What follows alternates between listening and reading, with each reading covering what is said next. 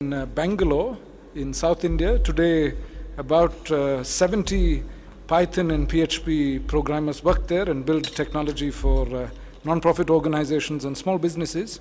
And for the last 3 years I have been focusing more on policy. I work at a research organization called Center for Internet and Society, and we focus on a wide range of policies that affect information societies. Thank you.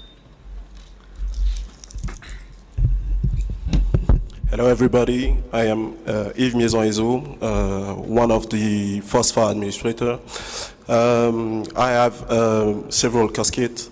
I live in France. I work for one of the biggest European open source software company, and I'm from Ivory Coast. And my point is pretty mixed on Africa and Europe on open source.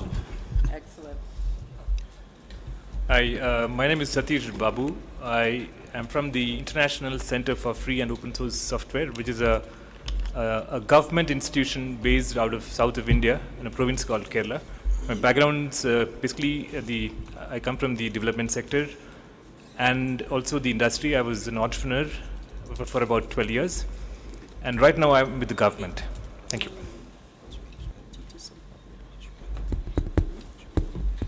Hello, my name is Fernando Botelho. I am with F123 Consulting, which is the company behind the F123 initiative, which is a project to bring open source, free and open source software-based assistive technology, software for persons with disabilities all over the world. Okay. Well, thank you. And let us just see in the room, how many of you are using open source on a daily basis? So you're preaching to the converted, basically. But I would like us now to start exploring first what are the main business models that we are seeing today for FOSS entrepreneurship. Even though I'm sure everyone in the room knows that the free in open source software discussions is not talking about, they usually say free beer. We still have some people who have some resistance to the idea of using free and open source softwares because they believe that it will erode the capacity to build businesses and to grow the IT ecosystem. So Yves, you come from one of Europe's largest open source companies. And I've had discussions with you, and you've spoken a little bit about the turnover and how the company is growing. So if you can share a little about the business models and what you're seeing in the market within Europe today, and then some implications for Africa. Thanks. Okay. Maybe I'm going to begin by a little survey. How many people work for open source company in this room? Okay. What is the model, service or edition, for those who work for in the open source company? Is it a service model? Yes. Okay.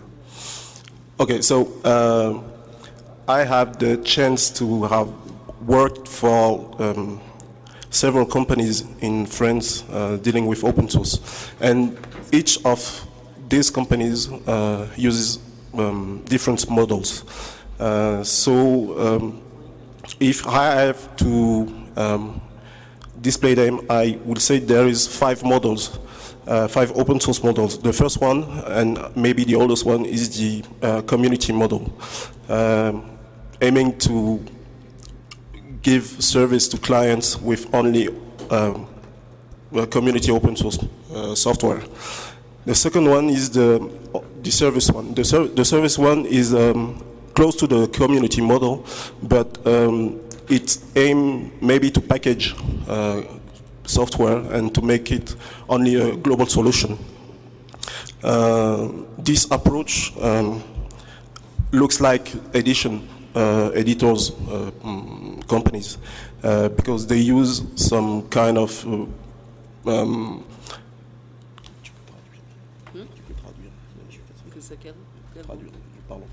Okay. Excuse me, I'm a little bit sick and I have none of my whole capacity, so I will speak in French, and Dorothy was going to be translated. I'm sorry. Okay. Donc pour continuer, je dirais que le modèle de l'édition est celui donc qui récupère l'ensemble des solutions les plus avancées du marché et en tout cas des logiciels les plus avancés du marché et réussit en fait à les packager sur des solutions plus globales avec un modèle mixte. Okay, so basically he's saying that their model is to look for the most advanced technologies on the market today, open source as well as others, and then to repackage them so that they have got really the best solution, which is a mixed solution. Donc c'est le modèle qu'on va appeler freemium, c'est-à-dire qu'on va offrir à la fois une solution dite communautaire, mais également une solution dite entreprise qui va fonctionner en mode de souscription. Okay, so I think everybody is aware of the freemium model, where you come out with a solution which is offered for free at the beginning so that you have maximum subscriptions. Now, Yves, when you were talking about the mixed model, did you mean mixed in use of proprietary software as well as open source software? So if you can expand a little on that. Alors sur les modèles mixtes, effectivement, il va y avoir certains éditeurs, surtout c'est les éditeurs qu'on va retrouver ça, qui vont utiliser effectivement à la fois des composants open source et des composants propriétaires, notamment en termes de middleware. Midware. So I think, okay, I forgot that you don't speak French. That actually he's saying that you see that mixing of open source and proprietary solutions usually in middleware, that people who are developing solutions for middleware like to do that blend of solutions a lot. Okay. Et le dernier modèle repéré qui tend un peu à s'estomper, c'est le modèle coopératif entre les administrations et les communautés ou les entreprises. So you're talking about government working with the open source community as well as the private sector to develop solutions which are tailored for a particular government service. Les gouvernements et les administrations. Yeah, okay, good. So let's turn now to, I think I'll turn to Sunil because he wants to put up his slides. So Sunil, I have no slides. No. Okay, Satish. Satish wants to put up his slides, so let's turn to you now. I've actually been privileged enough to visit your company many centuries ago. I see that it has grown immensely. What is happening in India that's allowing that to happen? And for people around the room who want to actually build their open source enterprises, do you have any advice? I'd like to overlap a little and perhaps also answer the previous question, which are what are the business models available to somebody that is using free and open source software. And the answer in my mind is actually quite simple. Every single business model that is available to those using proprietary software are also available to those using free and open source software. And it is only more business options that are available to them. For example, Apple takes an open source or a free software stack and then builds a proprietary layer around it. And thanks to the copy center license or the BSD license, they are able to then license their derivative work under a proprietary license. So anybody using free software to build a business is actually more empowered than somebody who is operating under the constraints of proprietary software. And the problem in India is even though we call ourselves the Silicon Valley of South Asia, there is very little real intellectual property being produced in India. So if I ask people in this room, how many of you use an Indian software, most of you will look completely blankly at me. And that's because the Indian software business model doesn't use intellectual property at all. It is just a labor arbitrage business model. The copyright, the patents, the trade secrets associated to the intellectual output of programmers in Bangalore, the city I come from, does not belong to those programmers and does not belong to those companies.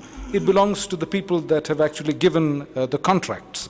So having said that, if the Indian economy would like to make its business model a little more sticky, if we want to hope that the jobs will not flow out of our economy as easily as they flowed into our economy, then it is almost impossible for us to build our complete solution based purely on our own indigenous IP.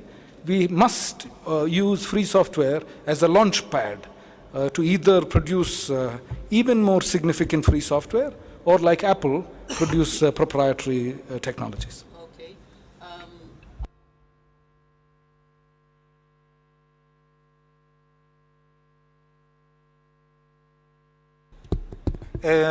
Well, in our case, we have almost all of the above. I mean, basically, we have F123 Consulting, which is a firm that uses the visibility and the credibility that we gain by distributing an accessible operating system for blind and visually impaired persons to get revenues for project management, for customization, for technical support, and so forth, and assistance to policymakers. And then we have F123 Software, which is another company that is specifically for selling licenses. So we sell licenses in two situations. One, if the client wants a high-quality speech synthesizer that is more naturally sounding than the open-source alternative, and therefore we have to buy a license for that. And the second reason would be if the client wants technical support, updates, so basically it becomes a subscription model. That would be the basic formats. I think that was very helpful. I noticed that none of the business people around the table are actually focusing on what their turnover is yet. So Evans, if you... Thank you. I can actually mention figures. Yeah, coming from from a business perspective, with the Linux Professional Association of Kenya, which is a grouping of business people doing business using free and open source software, or rather offering solutions based on free and open source software here in Kenya. There's an example that I can cite that where I can mention a few figures. Some time back, about 2 or 3 years ago, we had the Kenya Revenue Authority, that is the main government revenue authority in Kenya, wanting to implement an enterprise resource management system. And they've been doing this, they've been wanting to implement for quite some time, but they were constrained by budget, because every time the IT people submitted a budget, it was coming to over 500 million Kenya shillings. But at some point, they realized that they could implement the same using free and open source software.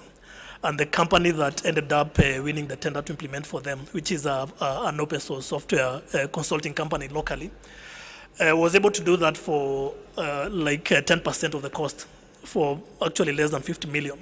And that is, it's a perfect example of a business model where you offer only services and a bit of customization here and there and support to the large enterprises instead of charging for licenses.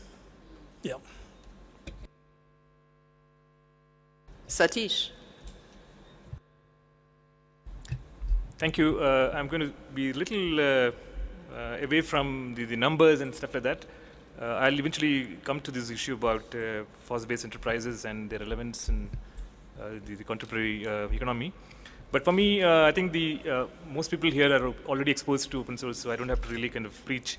But then the whole concept of an accessible development includes all these barriers being broken, including language literacy, infrastructure, technology, geography, gender, sexuality, special groups, and disability. Now, if you're thinking about FOSS-based enterprises, I would suspect that we have to also look at a model which is coherent with our own value systems. Therefore, some of these barriers that we're talking about also have to be taken into account by FOSS-based entities, including enterprises, because FOSS can also be promoted by the government, as my own organization is doing. But also the enterprises can look at some of these things. Now, we are aware of the 4 imperatives of FOSS, which sitting in India, it looks very important, interesting for us. We have the technological imperative. All of us are convinced that the best kind of software, I've not, for example, used Windows for I don't know how long. The legal imperative, the licensing mechanisms, the fact that we're not tied down to any single licensing mechanism, and the fact that we can copy and reproduce and redistribute, especially in the governance kind of a system, this is very important, that we're not bound by a single vendor and kind of crippled by this lock-in kind of an issue. Of course, the most visible thing of open source is the economic imperative. Everybody knows that open source is cheap. Now, even despite some of these studies of total cost, total TCO, total cost of ownership, that was about 10 years old now, despite those things, we are convinced that it is economically the most superior kind of a way to go. But finally, the most important imperative is also the ethical and moral imperative. The ethical imperative, we are aware that it's a good thing to do. It's a good thing to help our neighbors. It's a good thing to help communities. It's a good thing to have, say, for example, communities of disabled creating their own software. So, and also in the third world, we also have a situation of procurement of computers and software being a source for corruption. Now, as far as open source goes, I would say from our kind of experience, this is taken out. Whenever you have free and open source, we generally find that it is much more clean as compared to many of the other options. Now, if you look at the several options have been mentioned with regard to the enterprise. We have models of subscription services development and R&D, which surprisingly has not been mentioned. I mentioned this because right now our organization is engaged with R&D on an open source platform, which is Android. And I will come to Android because I think Android is going to play a very central role in certain kinds of computing, not in the whole open source space, but in some spaces, a subset of those. Now, we have actually promoted, or we are in the process of promoting a model called a virtual micro enterprise, VME. Now, a VME is actually like the place where I come from. We are a kind of diffuse society. There is no rural-urban divide. It's one homogeneous kind of a thing. And we have people living in villages who are educated, who have the capacity to contribute. But unfortunately, not being in the city, they're not able to work in companies. So the whole open source community looked at this and said, let's kind of have a model where even people, for example, women who have children, young children, they don't want to kind of come into the city. They want to be at home in the village. Can they contribute? Can you have a kind of grassroots level mobilization in the open source, guided by the open source values and the software and the technology and the methodologies, wherein they also can participate? So we have proposed this virtual micro-enterprise model where people are sitting in different places, but they are a virtual organization. They're a virtual company or an enterprise. And we're not talking about kind of NGOs, we're talking about financially kind of viable enterprises. They're basically companies. So companies can be diffuse, and in the open source thing, there's no cost to kind of being in different places. All the software is kind of free. So we can kind of be doing that. So this is in the kind of, we had proposed this in 2003, but then the whole recession happened and a lot of turbulence in the mainstream IT industry, which kind of created problems for us. Right now we are in the version 2 of this. We are trying it again. And I would just like to mention Android as an example of a very interesting platform, because it actually is a convergence of several things. It's actually a mobile computing platform.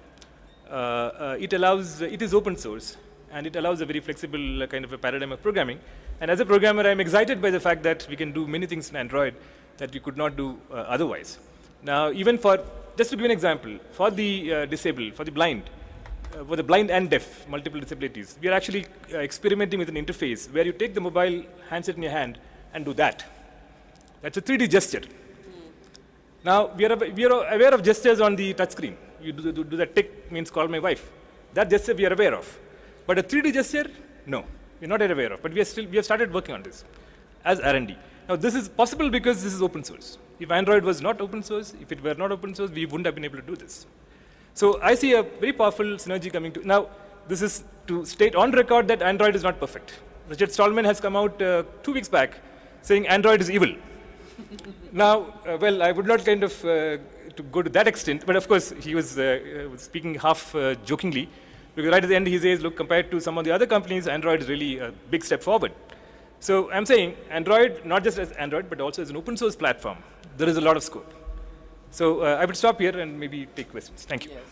I think let's have a first round of questions now before we take the conversation back and we look at it in terms of IGF type of issues and open source. So I see that we've been joined by quite a number of people.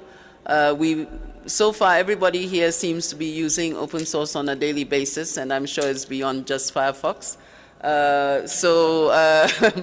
Let's hear from you what your views are as we take this, this set of issues forward.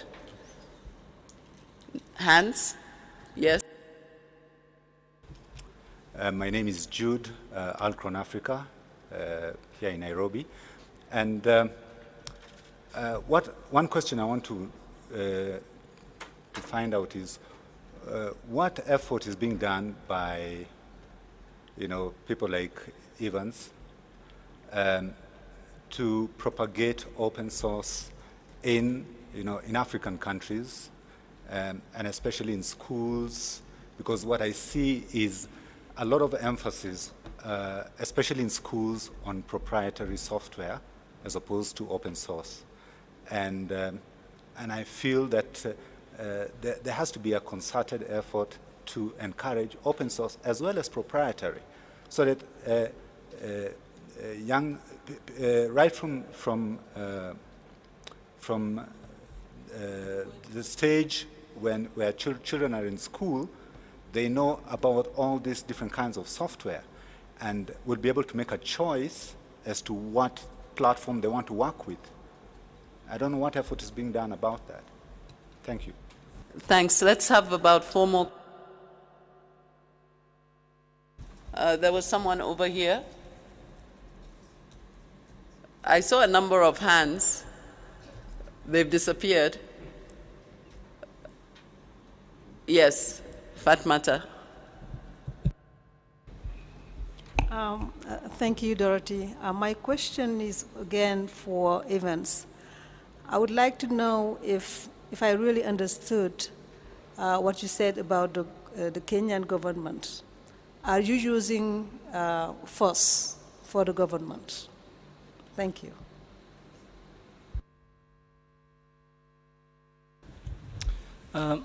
Hello, I'm Hempal Shrestha and I'm from FOSS Nepal community. And my question is basically to all. I would like to know more about how you have been engaging with government basically in terms of really they doing it on a day-to-day basis rather than not only advocacy or agreeing to the philosophy and concept and practices, but actually going into practice. So that would be.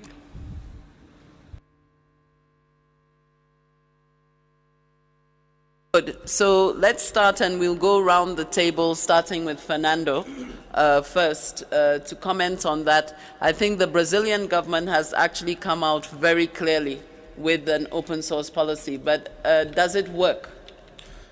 Well, it's a qualified success. One of the problems we have is when the key advantage our project, specifically F123, has relative to its competition is that we allow governments that have made promises such as, we signed the UN Convention on the Rights of Persons with Disabilities, or we signed this or that, or we want to meet the Millennium Development Goals. And none of that can be done if you're going to depend on the budgets we have in our countries and use technologies that are used normally in wealthy economies, because you're just not going to get the numbers.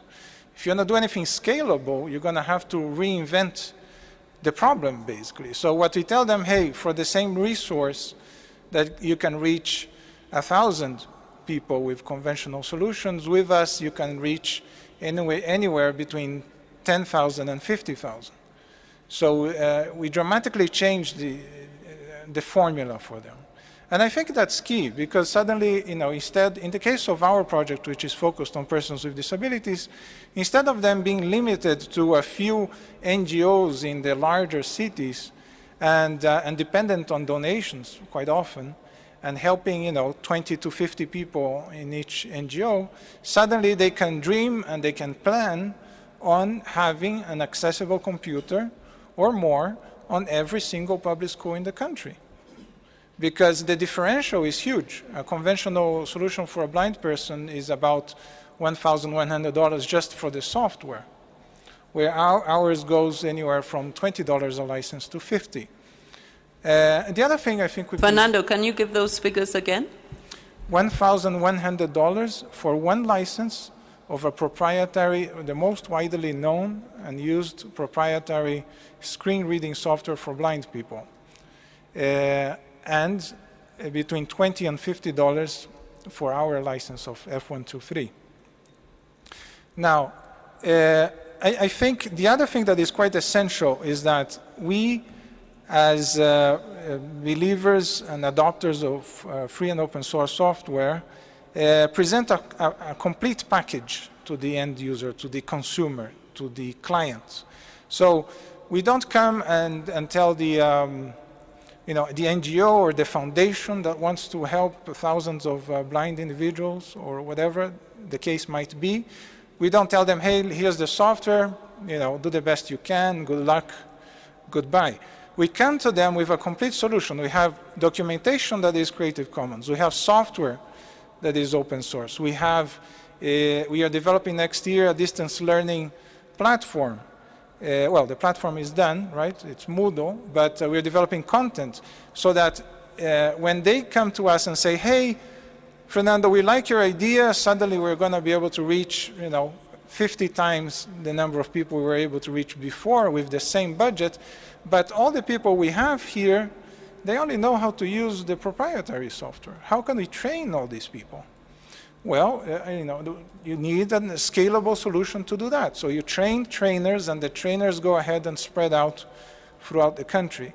But the way to do that efficiently is using, in some cases, distance learning technology, and at other times is with, including as much guidance and documentation in your software with creating Creative Commons licenses.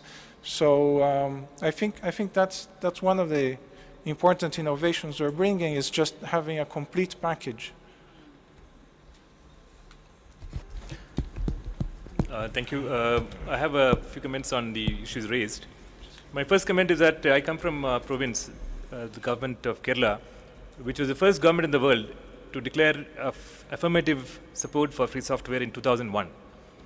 Today, we are actually celebrating our 10th anniversary, the 10 years of software freedom. Number two, the experience of Kerala bears out that FOSS is not just about technology, it's not just about cost. And there are significant dangers if you're going to enter a certain milieu on those points of entry. For example, cost. Because tomorrow there's nothing to stop a private company from coming and offering something free of cost, meaning a proprietary company. So then where are you left? So what we have done is actually to start with civil society. And this is actually a deliberate strategy. And we have actually sensitized civil society in 2001 itself. The whole first event that we had, everybody right down to the media were asking us, what is this free software? And we had to, at that point, justify to them, saying that this is free software. This is why it's important. The whole ethical, moral imperative that I was talking about earlier. Now, that being the base, then the argument of cost and technology does work. They do work. But if you remove that base, there is significant danger and a significant risk that purely on the issue of technology or on cost, you may not be able to compete. Therefore, for example, schools. We have a very vibrant, the largest Linux deployment in the world is IT at School program of the government of Kerala, with about something like 5,000 schools. All the government schools, 100% coverage. Now, there we did not start this as a technology process or a technology transformation. We started with the teachers. In fact, the teachers came to us and said, we like this concept, and we would like to do something with this technology. So the technology came later, after the initial, the first level, or the base has been actually kind of created there, in terms of a mind share. Now that mind share is what actually has stood us in good stead all these years. with a lot of, now once that is there, no government, no new government that's coming can dislodge you. So what I would like to reiterate is the fact that please do not consider or limit FOSS to only technology or only to cost. These are very important factors, but they are not the most important thing. Civil society is very important, and if you get civil society on your side, then whether it's the school or the government, it is actually not so difficult. But if not, you're going to compete with the proprietary softwares of today or tomorrow, because they're going to come up with free offerings. They're going to come with technologically superior offerings, at least for a brief period, till we catch up. Thank you. Of course, yeah. Sorry, I just wanted to complement what Satish said. I think it's crucial to, as much as possible, rely on strategy and on education of people, of the client. And I want to give an example, because there's a lot of people here that I'm sure are concerned with human rights issues, that are concerned with long-term costs and flexibility, you know, all these aspects that we can sell to different companies or governments or foundations. The case I wrote about, I call it a case study. I didn't write, I wrote it more in the format of an article, but it's the case of the AOL, American Online, was sued by an organization of blind people in the United States in the late 90s. They were sued because the entire system was not accessible and people were not able to participate professionally or socially. They were being blocked by the fact that this was not accessible. Now, this was in the US, so you're considering a country that is rather wealthy, NGOs that are rather well prepared and funded, companies that are at the cutting edge in many cases, and even in this very ideal, quote unquote, environment, you still had the situation where even after 10 years of having a legislation protecting the rights of persons with disabilities, somebody had to sue somebody else to get access to their rights. Now, why don't we compare that to email? Email is not only accessible and was accessible in the 1990s in a wealthy economy like the US, it was accessible to the blind everywhere else, in Brazil, where I'm from, in India, in Nepal. And what's the essential difference between one and the other? It was not accessible in Brazil because we have such amazing government. Well, let's not get into that. But it's not because our NGOs are way ahead of American NGOs or our legal system is so incredible or our companies are sensitive to the needs of persons with disabilities. No. The essential difference between AOL instant messaging and email is an open protocol. So here you have a case where you don't need perfect legislation, well-funded NGOs, sensitive and wise government, or companies that are restricting market share gains in order to serve the needs of a small minority or what they consider a small minority. And you still have accessibility. So I think it's important for us to present to organizations, foundations, governments, political parties, the fact that open source as a broad concept, right, including open file formats, open protocols, and Creative Commons documentation and artistic licenses, yes, that they have a very concrete and real implication to human rights.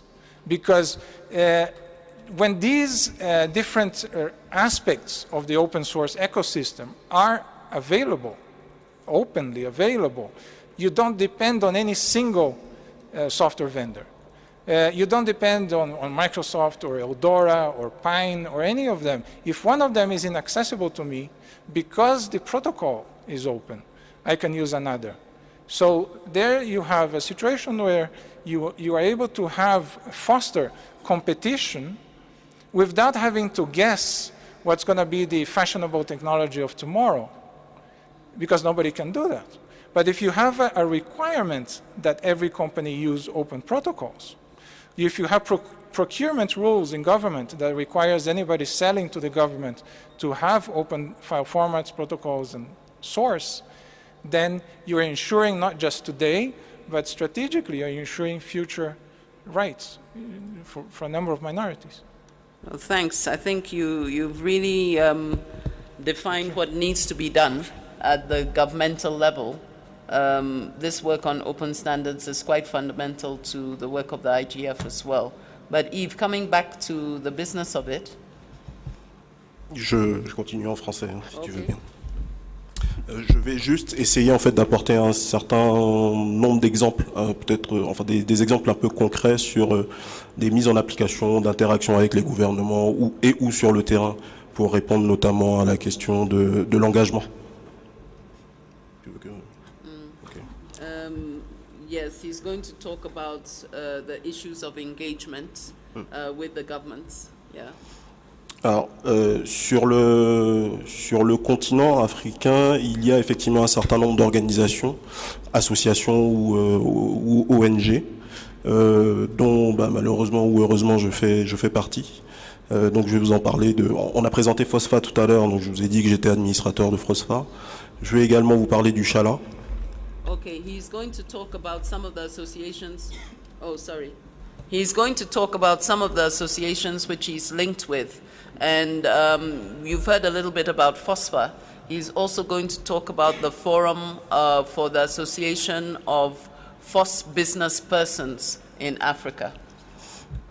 Et je vous parlerai également du réseau africain du logiciel libre. Les trois organisations ont des vocations différentes. FOSFA, on en a parlé. Le Chala... He's also going to talk about the Association for the use of open source softwares, which is a francophone organization. Donc le Chala est le club des hommes et femmes d'affaires du libre en Afrique. Sa vocation est de réunir l'ensemble en fait des businessmen sur le continent et d'apporter des réponses concrètes à la fois aux clients locaux mais également au gouvernement. Okay, the object of Shala is to bring open source solutions both to government as well as to the private sector and to people locally. Et la force du Chala est de réunir environ 80 membres sur tout le continent, sur 40 pays à peu près en fait. So they have over 80 members in more than 40 African countries. Donc la vocation du Chala, vous l'avez bien compris, c'est très business. Mais le Chala est également à l'initiative de ce qu'on appelle le réseau africain des logiciels libres, qui a pour vocation en fait d'identifier des étudiants et de les accompagner dans leur apprentissage logiciel libre. Okay, and Shala is linked to this other network on open source, which really focuses on how to build capacity among students. And I think these students is the university level students, building up capacities at the universities in terms of use and deployment of open source.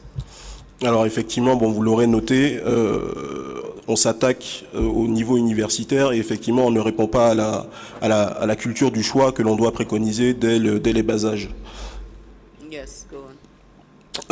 Donc, comme je trouvais qu'il y avait quelques lacunes à ce niveau-là, je suis entré dans une autre organisation qui avait pour vocation justement d'éduquer à partir du CP les enfants à base de logiciels libres uniquement. Okay, so he started and got involved with an organization which goes beyond, because what he saw is they were focusing just on the tertiary level, so he wants to get involved even at a very early age. Yeah. Et donc on a mis en place une expérience qui s'appelle Ma classe de CM2, qui a vocation en fait à éduquer dès le CP les enfants avec des logiciels et des ressources éducatives libres, à la fois contenu, contenant et uniquement des logiciels libres. Combien d'étudiants? Alors aujourd'hui c'est au stade expérimental à Dakar. Il y a une autre expérimentation qui se fait au Togo. Ça représente à peu près 250-300. Okay, so they have about 300 children who are participating. It's in the class, I think that you would say they're about 8 years old, CM2, ils ont 8 ans. Ouais. Oui. So they're 8-year-old children in Togo and in Senegal who are part of this pilot experience of using open source software, even at that level within schooling? Donc je rejoins complètement Fernando et Satish sur le fait que l'engagement, il est d'abord humain, il est d'abord de la base, il vient d'abord de nous. On ne pourra pas obliger un quelconque gouvernement à avancer, mais force est de constater qu'il y a des stratégies open source nationales en fait qui existent, à la fois sur le continent, en Tunisie, en Afrique du Sud, au Brésil, on en a parlé. Juste par rapport à Fernando, je veux juste donner un autre exemple qui me fait sourire. Le seul éditeur de distribution Linux français, Mandriva, tout le monde connaît Mandriva, je pense, ne survit que parce qu'il a une filiale au Brésil. Okay. Yeah, so he's saying that while you can't force governments to make the change, and he really shares Fernando and Satish's view on some of the work that needs to be done in terms of promoting open source. He just wanted to mention that it does make a difference when a government has got an open source policy very clearly declared. And Mandriva, which is the largest open source company in France, survives because of the Brazilian market that it has. Et pour terminer, il y a un projet que je mène avec Orange Labs. Orange Labs étant la filière R&D en fait de France Télécom Orange. Okay, so he says there's a project with Orange Labs, which is the research and development, which is doing some research and development with France Telecom. Le projet s'appelle Emerginov. C'est un projet qui vise à créer des microservices à partir de logiciels, à partir d'un socle open source, et c'est donc la première expérimentation, encore une fois, se fait au Sénégal. Bon, il y a beaucoup de bonnes choses au Sénégal. So they have this initiative which is Emerginov, and basically they are creating microservices, and the pilot is taking place in Senegal as well. Et donc juste pour terminer sur ce projet, juste pour donc sur le sujet de la R&D, comme Satish en parlait, je suis complètement d'accord. Mais ce qu'il ne faut pas oublier, c'est que la R&D n'a qu'un seul but, c'est de produire quelque part un produit fini derrière, et c'est à partir du produit fini qu'on va décliner un modèle. Okay, so he's saying that he agrees completely with Satish on the research and development, but research and development has only got one object, and that is to produce usable products, something that is going to make an impact on the market. Yeah, thank you. So I think, Sunil, there's a lot of food for thought here. Nobody has addressed yet the differentials in marketing budget between the open source community and some of the proprietary vendors. I think Satish made a little allusion to it, because he said, you know, in the education space, you often see proprietary vendors making available the technology for free, so that they know that the future generation will be locked into their products when they get onto the employment market. I mean, persuasion, advocacy, he's talked about mind share, government policy on open source. You're also a Keralite in location. Yes, in location you're a Keralite. Government of India policy?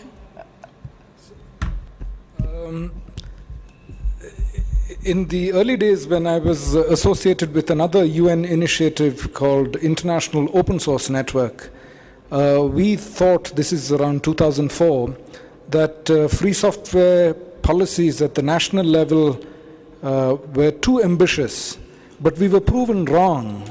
The Center for Strategic and International Studies annually prepares a compilation of free software policies, and the latest count is almost at 300 such policies do exist, and Kerala has one such policy. When trying to understand the Indian policy position, I think it's best to characterize it as a policy to have no policy. Because if there is no stated policy, then it is an opportunity to negotiate with everybody. So the state of Tamil Nadu, for example, buys Microsoft operating system and Office suite for $3. And the free software vendors match that. They give the operating system and the Office suite at exactly the same price. So sometimes having no policy is a useful policy. The next possible option is not to have a free software policy, but to have an open standards policy instead. And that usually takes the form of a government interoperability framework or a national enterprise architecture. It's usually a laundry list or a set of principles based upon which the government will adopt standards. And that is usually the right way to give a level playing field to both open source vendors and proprietary vendors. And that's a policy option that many governments prefer. And India also has recently published an open standards policy and half the GIF. And perhaps the alternative route, even avoiding the term open standards, is to insist on electronic accessibility policies, national electronic accessibility policies. Electronic accessibility depends on open standards, as Fernando told us. So it is a pseudo-open standards policy.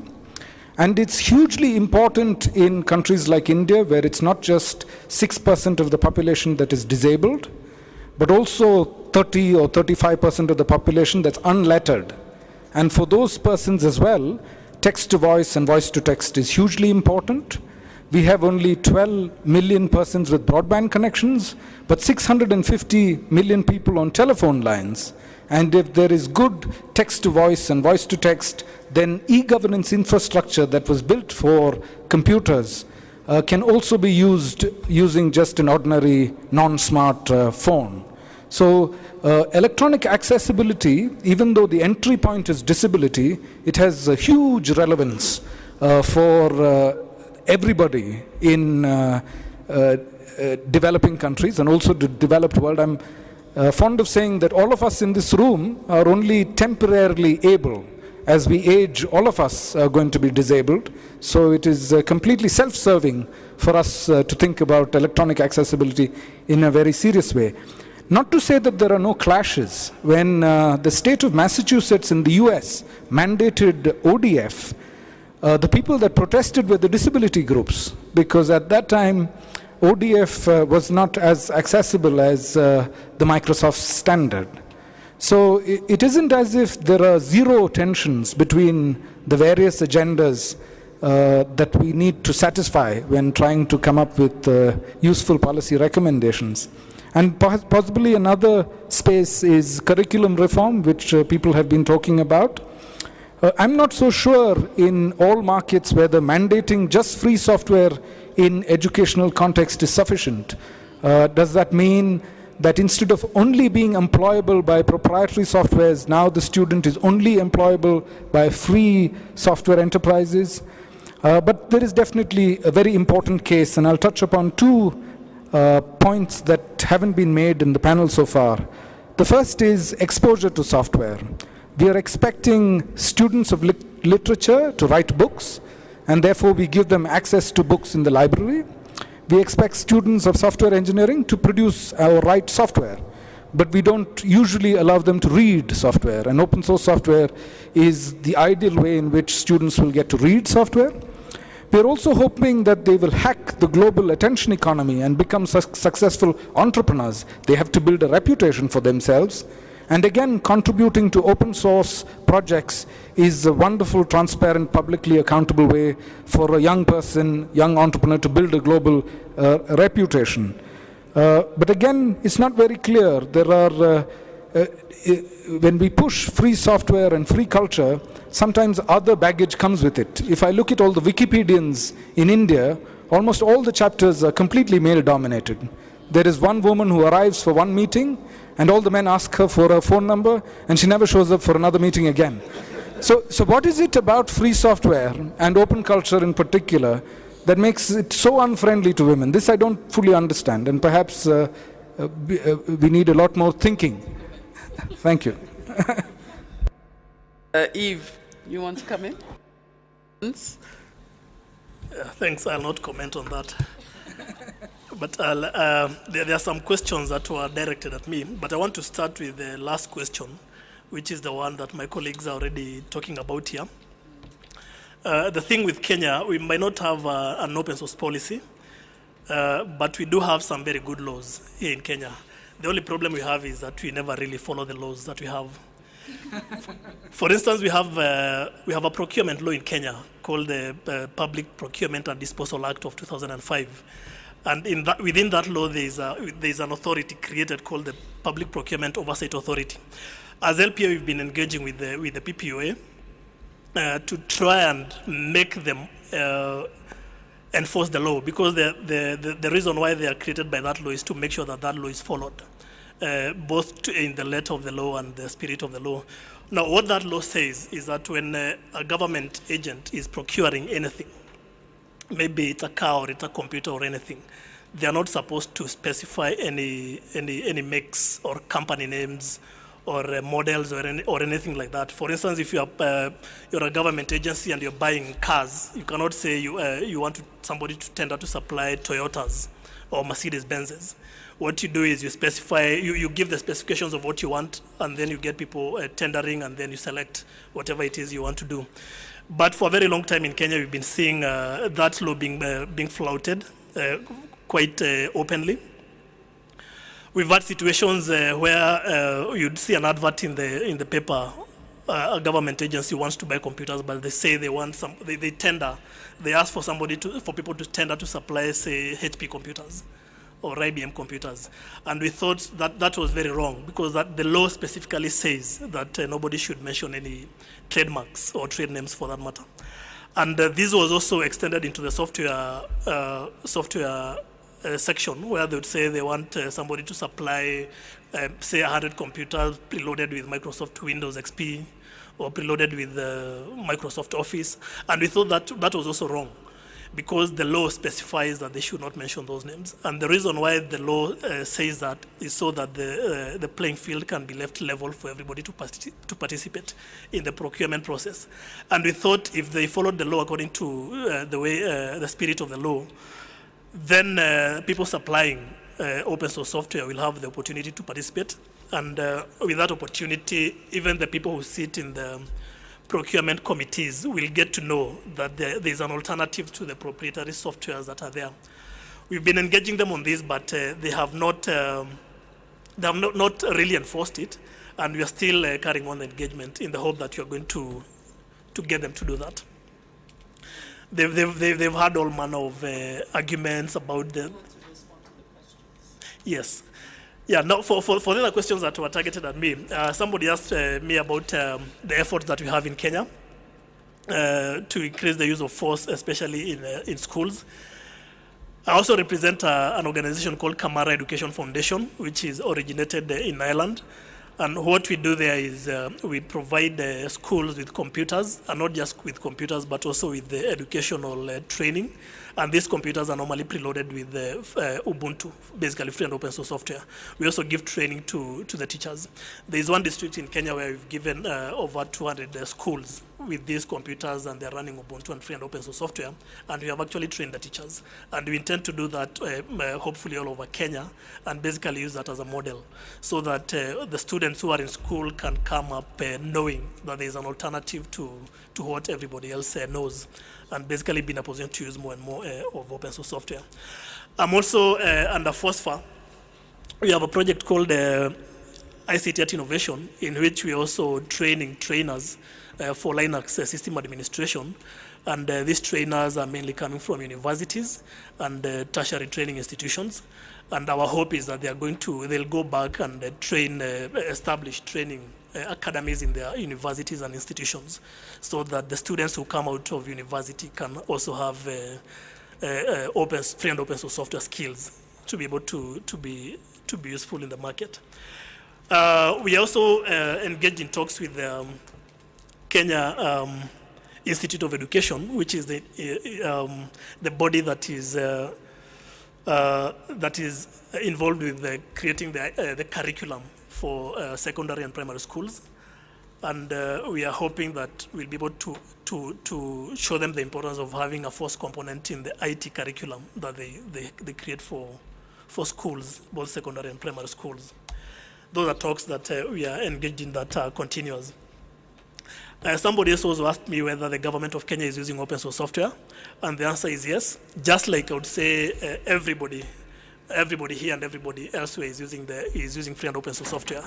Anybody who uses the internet is obviously using free and open source software. But more specifically, we have a lot of some major departments in the government of Kenya, like the example I gave of the Kenya Revenue Authority. There is the DOD, there is KEMSA, and several other major bodies. KEMSA is the Kenya Medical Supplies Agency. They use free and open source enterprise resource management systems. A lot of government of Kenya websites are running on Joomla and Drupal and several other free and open source content management systems. A lot of security that is implemented by many, not just government, but even the rest of the corporate world. They're implementing a lot of solutions for security based on free and open source software solutions. And we also have a lot of servers running Linux. So the government is using a lot of free and open source software. Thanks. Well, thanks. Let's have another round of questions. And I also want to acknowledge Raul Zambrano from UNDP, who's joined us, and I'll ask him to make a few comments in a few minutes. We have, okay, let's do it this way so that I remember. I think they had their hands up first. So we'll go 1, 2, 3, 4. And on this side, anybody? 5. Okay, so after these 5, we'll have Raul come in. Please give your name and your designation. Sure. My name is Mark Blafkin with the Innovators Network. Very interesting discussion, but I'm worried a bit that it's already obsolete. The future is not really going to be about software that sits upon your computer anymore. We're moving to this cloud-based world. And in that world, the kinds of adaptations that have been made by the panelists to make adaptations to enhance accessibility, even if that cloud service is based on open source software, doesn't mean that you can tweak that service in the same way that you could tweak open source software that sits on your hardware. And in that world where large multinationals like Google can essentially build upon GPL software, put it up on their servers, use that software, but using a loophole in the GPL, don't have to give anything back to the community. Is that really good for the open source community? Are we having the wrong conversation right now? And do we need to start thinking more about the future and where that's headed? My name is Damir Tomacic. I'm coming from Europe, and I was intrigued at the beginning. That's a very big place to come from. Yeah. Where do you come from in Europe, please? I'm coming from Germany. Yeah. And the place where the governments are mostly interested in open standards and large enterprise in cutting costs. So you can imagine that open source is quite well-discussed topic. But I was really interested with this very first example of a company in Estonia who built software used by millions of users. Actually, it was a Danish company who invested in Estonia and Estonian developers. This company is still there and still in Estonia. And in open source world, if you just compete with others based on service revenue, this is really tough model. And I was really interested in your recommendation for Kenyan and African companies who compete on a global market, how to stop European, German companies in using the software or moving to some other countries where the service revenue is even lower. Well, what is your recommendation for substantial business growth for the middle class in African companies?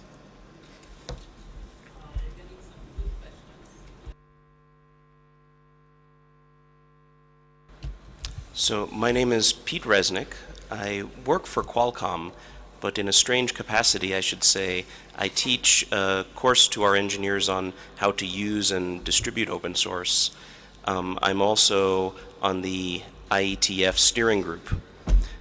So I'm very interested in open protocol standards, and I want to follow up with something that both Fernando and Sunil said, which I think is an answer to what Mark was worried about. Although I am fully supportive of folks using as much open source software as they can. I think open protocol standards are the much more important thing as an internet governance issue for us to concentrate on, because that does level the playing field for folks who can produce open source software to compete with proprietary software that must use the same protocol standards, the same technical standards as the open source folks. And I think doing work in an open standards body where anybody can come participate, where all of the protocols are freely available, and anybody working on software, proprietary or open source, can come and form those protocol standards, is very important, and requiring that kind of openness, not just in open source software, but in open standards, is probably the most important thing.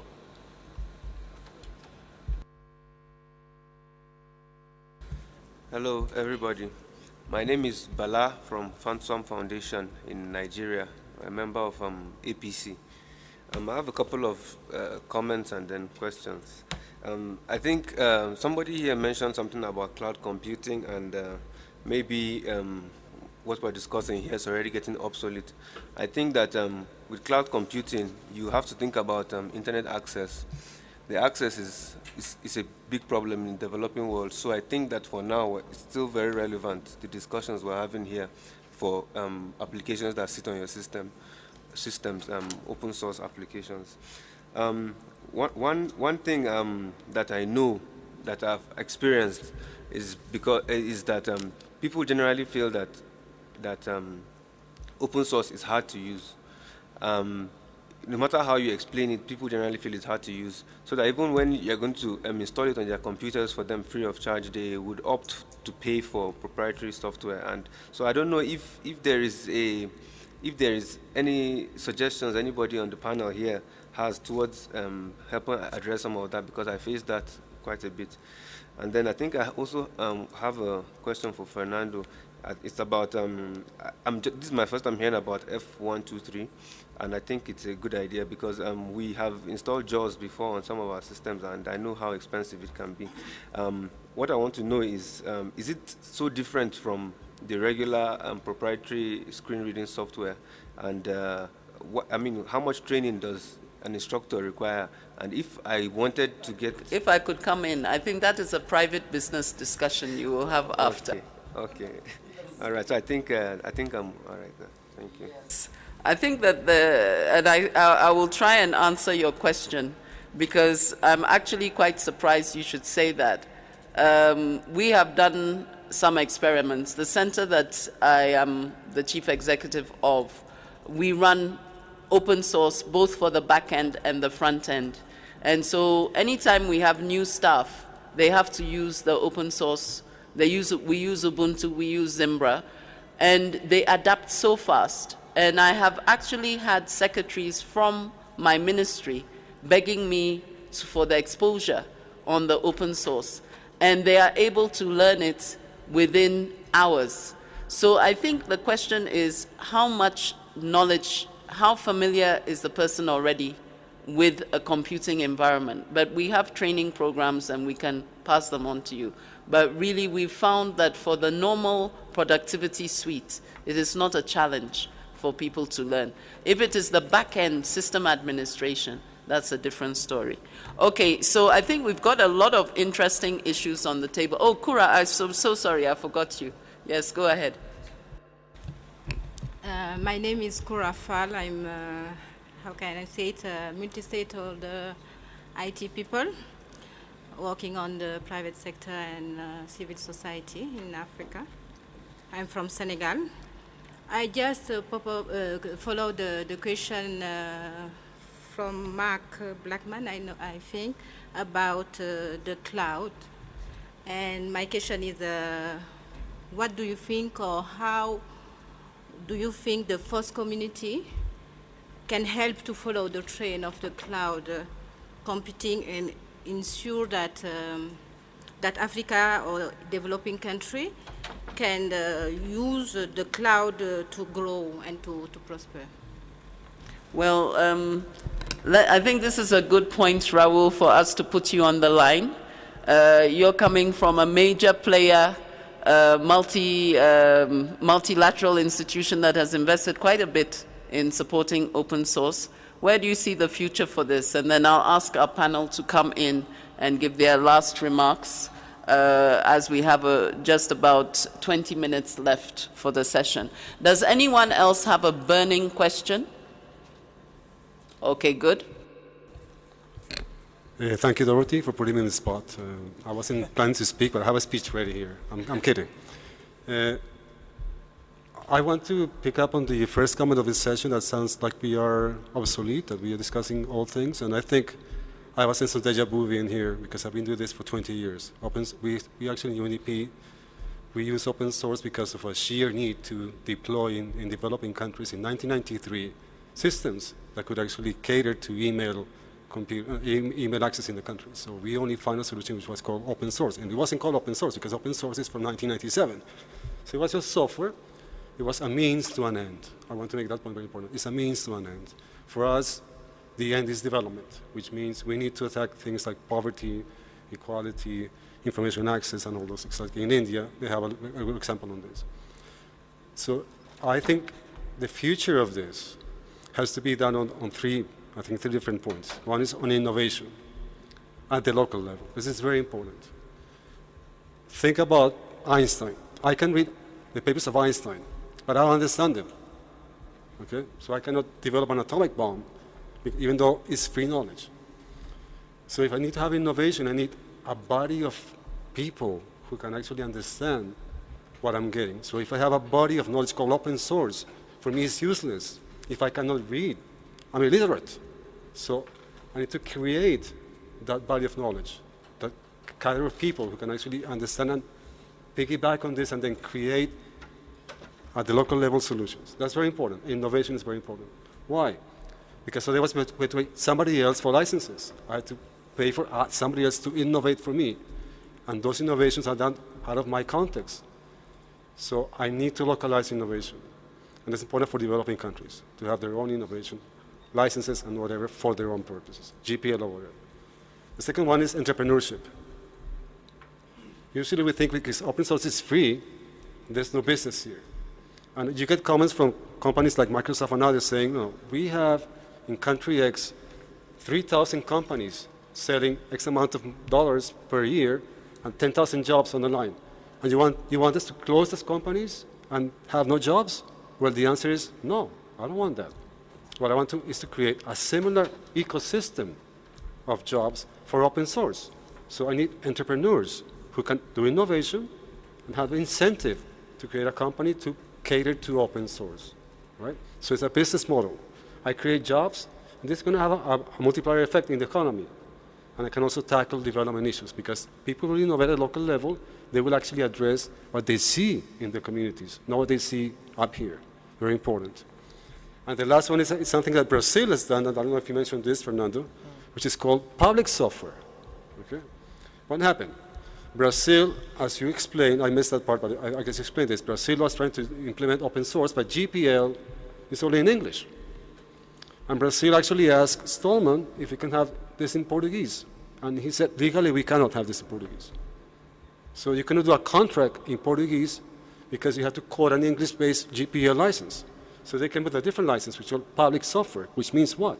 In simple terms. It means that if government is developing software, it should be public, meaning we can all access the software for no cost.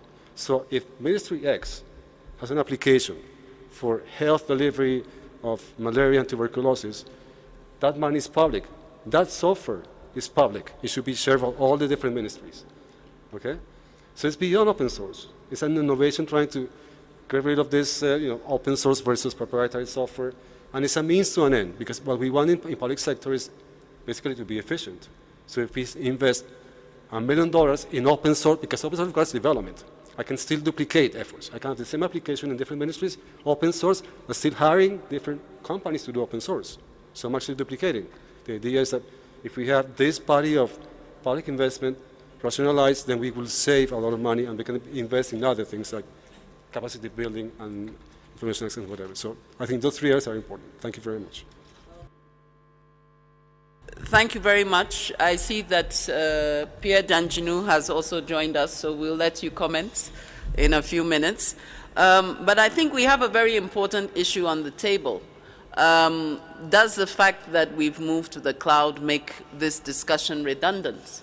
And in the question that was posed, you see a little trace of, okay, now that we're in the cloud, we'll be dependent on major multinationals for these cloud-based services.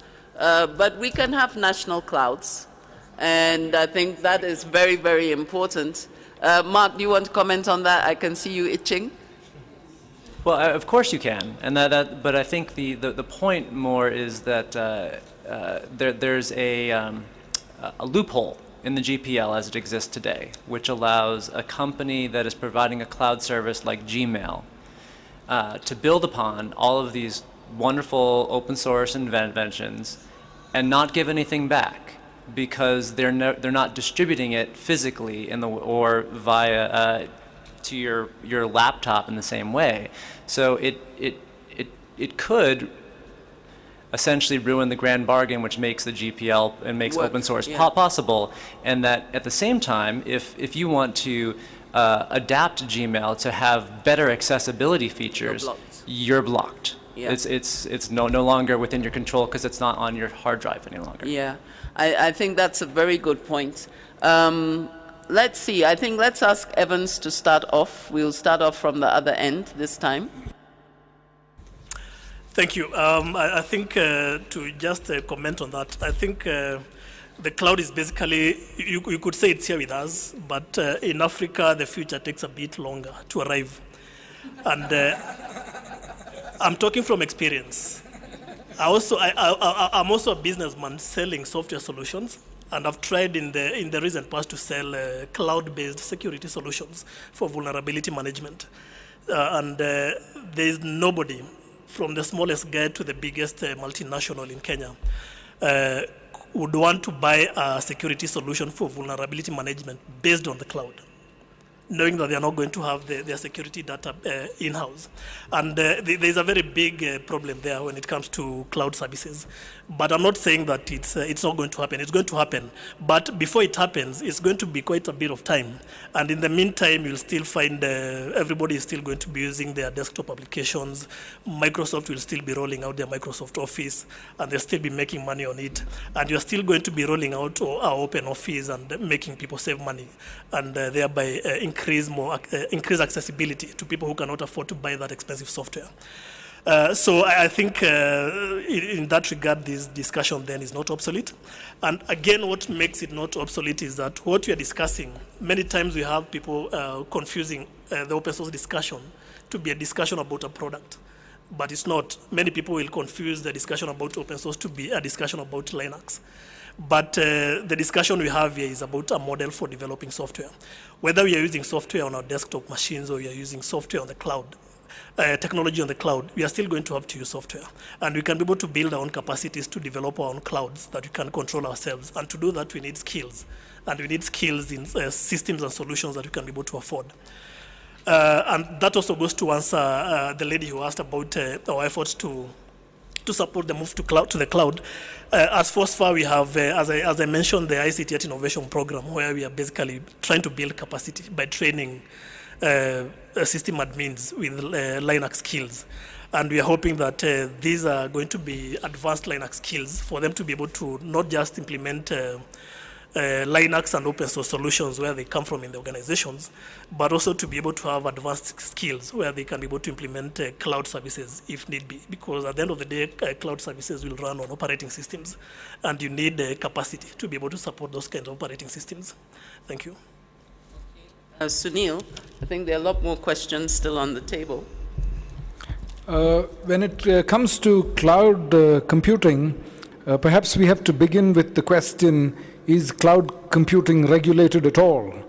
And in the area of privacy, there are clear examples.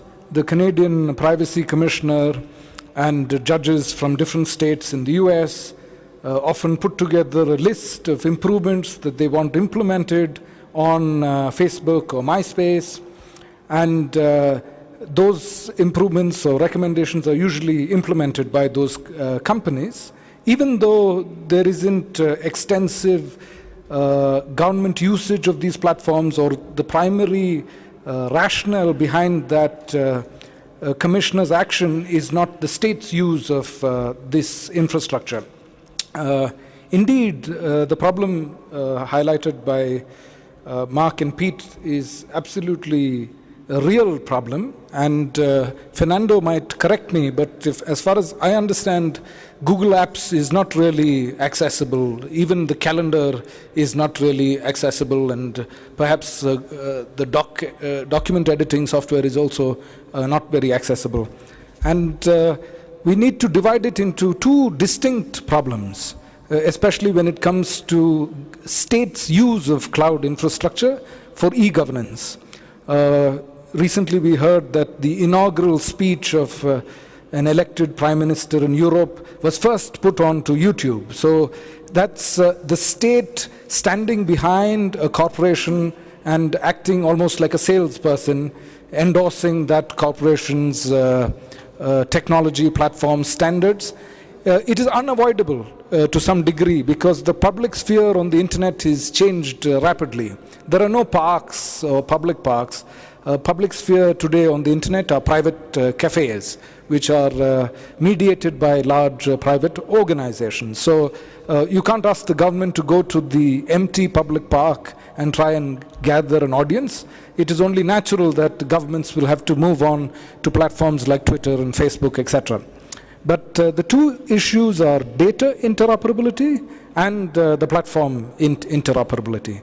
With data interoperability, Google has shown some leadership, and it is easier on Google Cloud platforms for a government or a state to suck out all its data and hopefully shift it to some other compatible system.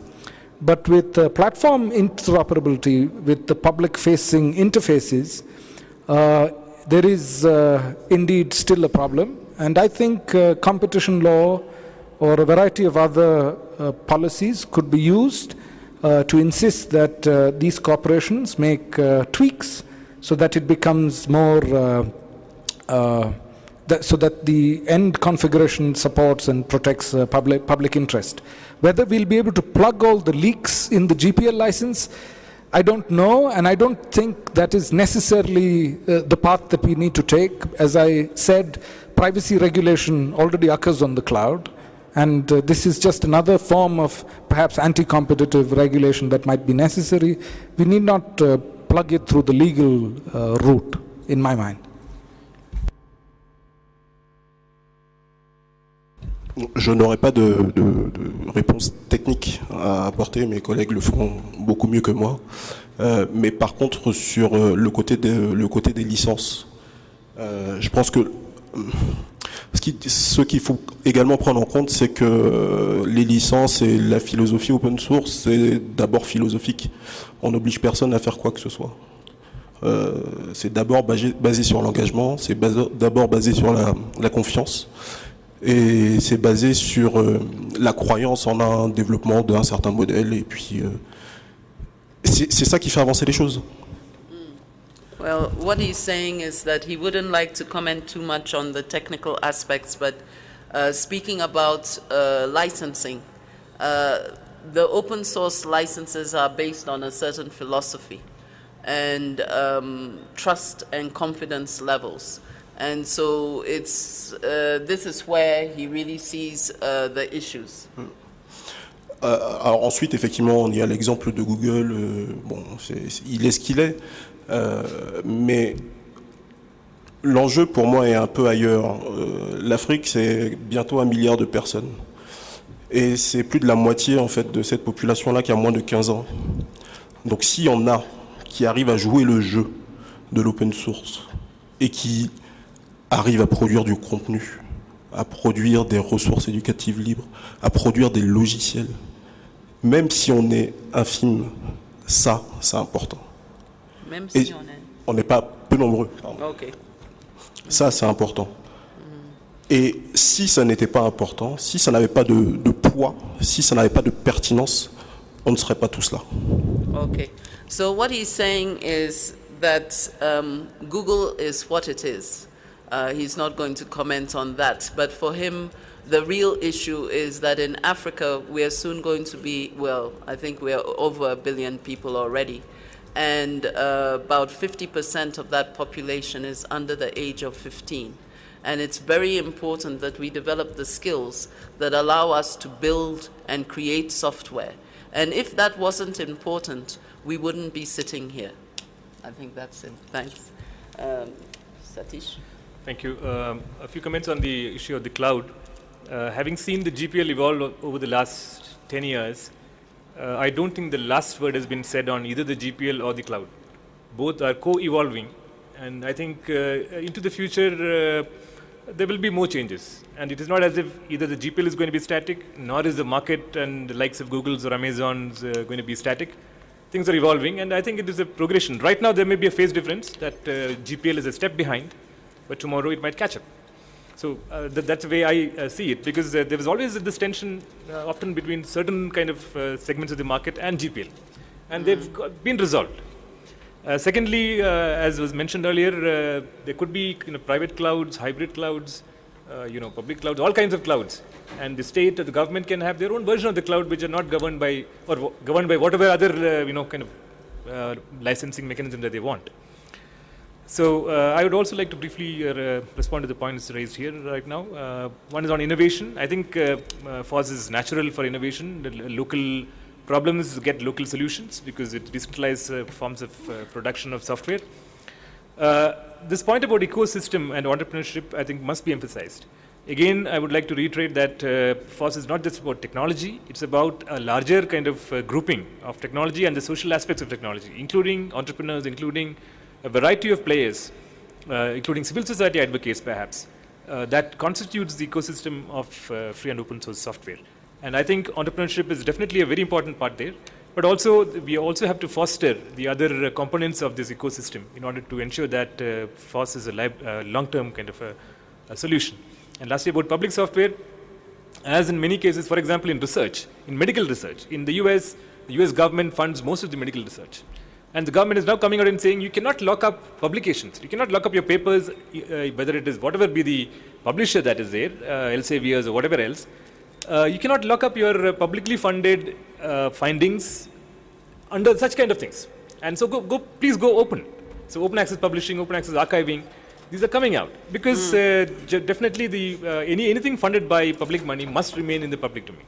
And to that extent, it is extremely important that, it's good to note that Brazil has done this. But I think as a matter of principle, we should all of us should be agreeing on this. Yeah. Thank you. Thanks. Fernando. Well, to me, this whole thing about the cloud smells like the paperless office. It's the future, it's the present for the last 30 years, and we're still printing like crazy.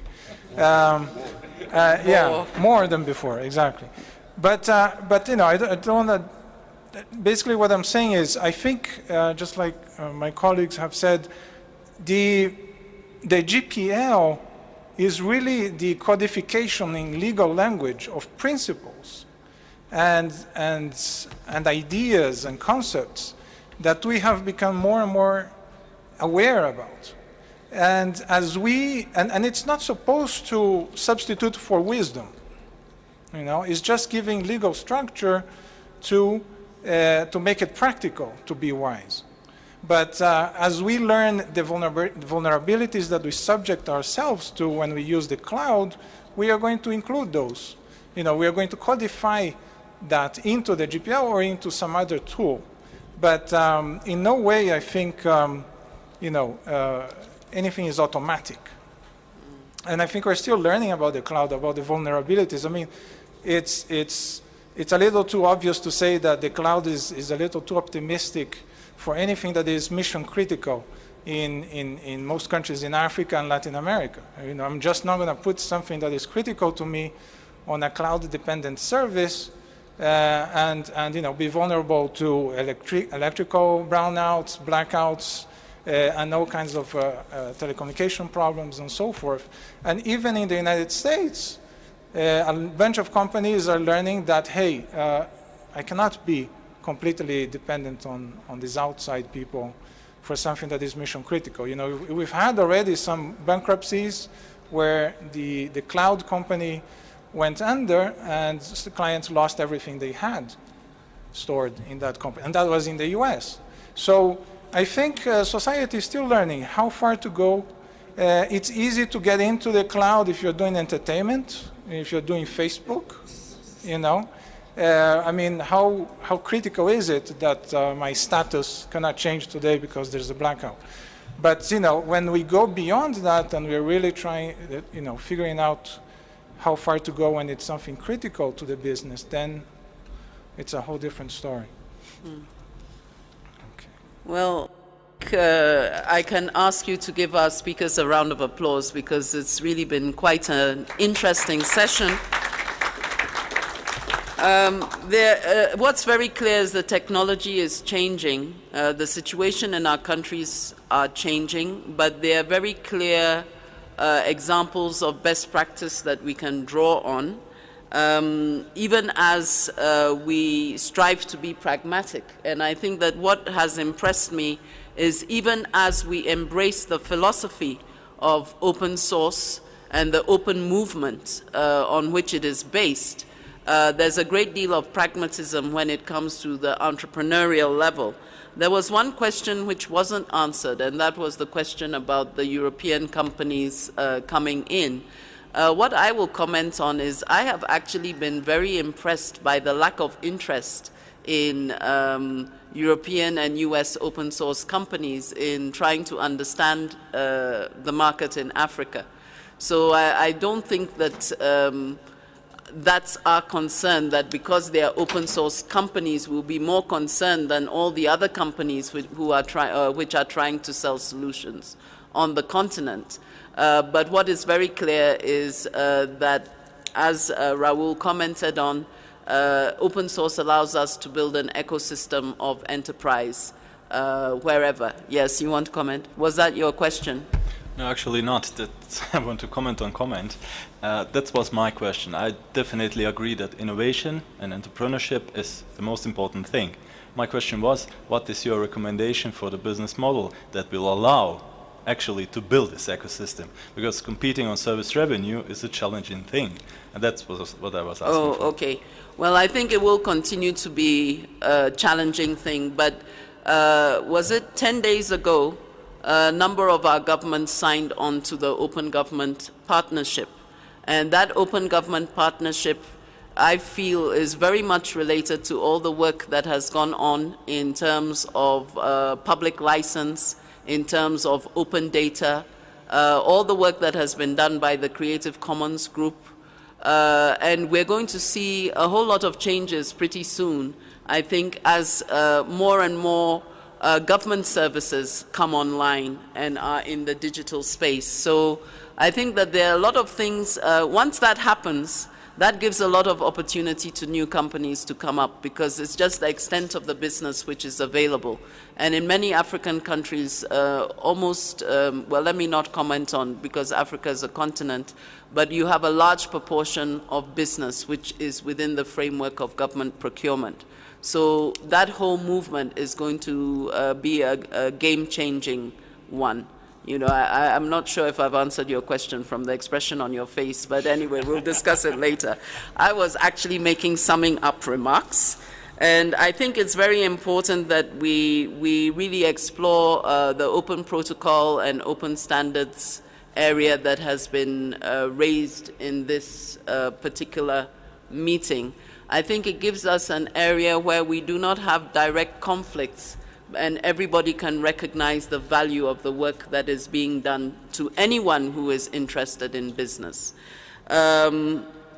Innovation, ecosystem, and entrepreneurship, the social aspects, I think all of these have been stressed.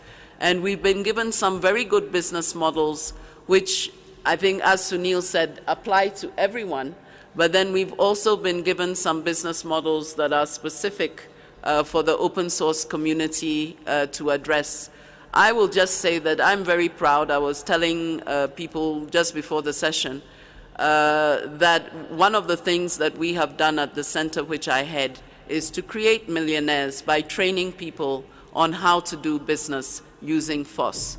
And it's not very often, as somebody who heads a training institution, that you can actually point to somebody and say, after our training, less than 6 months later, that person was a millionaire. So to all of you in the room who are using FOSS, I just want to say that there are huge opportunities there. There are huge opportunities to support our governments, whether you're in Brazil, whether you're in Asia, whether you're in Europe, America, wherever, and that this is a great business opportunity that at the same time must be used to build capacity to innovate. So thank you very much for a good session. I think we have finished exactly on time. And that doesn't mean we have to leave the room. The new session, the next session is starting in 30 minutes. And I would encourage all of us to network so that we build the movement even further. Thank you.